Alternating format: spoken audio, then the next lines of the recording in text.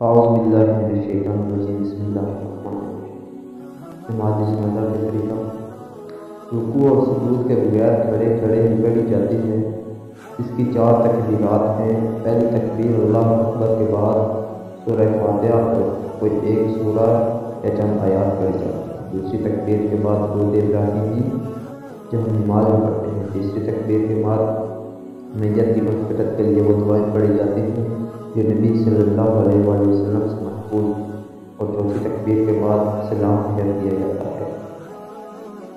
تراویح تمام اسلامی بھائی اس چینل کو سبسکرائب کریں۔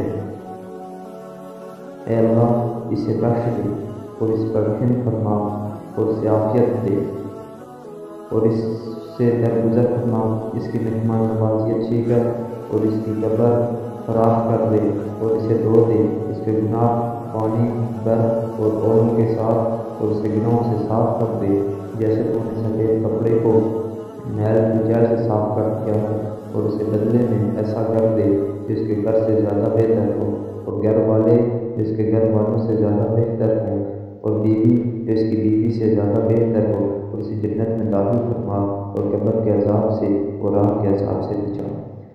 اللہ پاک ہم سب کو قبر کے عذاب سے محفوظ رکھے، آمین یا رب العالمین۔ جزاک اللہ۔